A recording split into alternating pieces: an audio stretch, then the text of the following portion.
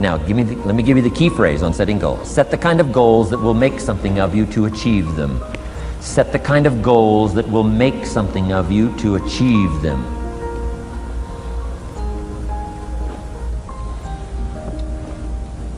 Always keep that in mind. What will this make of me? If I set this goal and go for it, not only will I achieve it, but what will it make of me in the process? What a whole new concept on setting goals. Now, there's two parts to this, and then we're wrapping up goals. Here's the first part now on this goal setting for what you become. Number one, don't set your goals too low.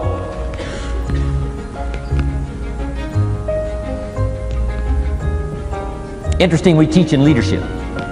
You'll find it on the cassettes. Don't join an easy crowd. You won't grow. Go where the expectations are high. Go where the demands are high.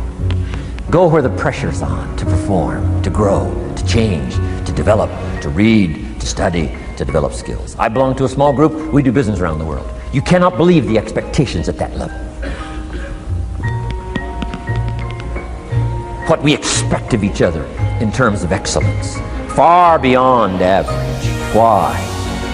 So that we can each grow, so that we can receive from the group, we can contribute to the group, something unprecedented. It's called living at the summit.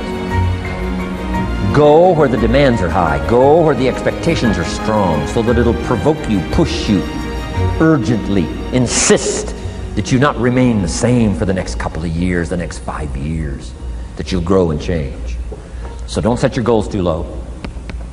The guy says, well, I don't need much. Well, then you don't need to become much.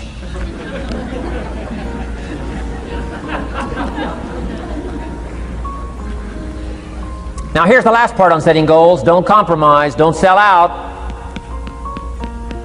There were some things I went for back in those early years that I paid too big a price for. If I'd have known how much it was going to cost me, I never would have paid, but I didn't know.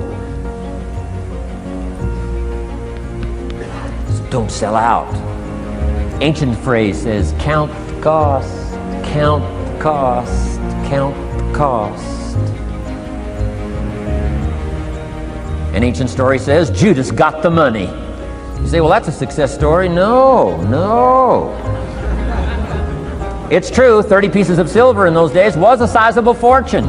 You say, well, if a guy's got a fortune, right, that's a success story. No, you don't understand. His name was Judas. Doesn't that ring a bell? Judas. You say, oh yes, Judas, the traitor. That's right, the traitor got the money. Doesn't that change the story? And the answer is, of course, it changes the story. Interestingly enough, after Judas gets the money from becoming a traitor, he's got the money in his hot little hand, and now he's unhappy. Somebody says, well, if you had a fortune, how could you be unhappy? Well, he wasn't unhappy with the money. He was unhappy with himself. Key phrase, the greatest source of unhappiness is self-unhappiness. The greatest source of unhappiness doesn't come from outside. The greatest source of unhappiness comes from inside. And here's where the erosion starts, doing a little less than you could. That's where the beginning little infection of unhappiness starts, doing a little less than you can, not feeling that good about yourself. So don't let that happen. Judas is unhappy. He says, what'll I do? He says, oh, I'll just take the money back. Walked in where he got the money and said, here, take this money. I'm unhappy. They said, heck with you, Judas. We got what we wanted. You got what you wanted. Out. They threw him out with his money. Judas says, well, what'll I do now? He says, oh, clever. Should have thought of this first. I'll just throw the money away. And he proceeded to throw his fortune away. Why would he throw his fortune away? He was so unhappy with himself. And that's not even the end of the scenario. After he threw his fortune away, he couldn't change what he became, a traitor. And now, in total abject frustration, he goes out and hangs his worthless self. Which all traitors should do, save the state the money.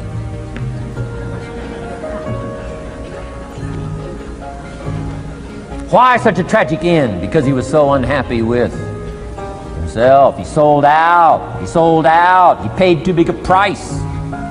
Ancient script sums it all up and said, what if you gained the whole world and it cost you your soul? Too big a price to pay if you got the whole world. Don't sell out. Don't compromise your values.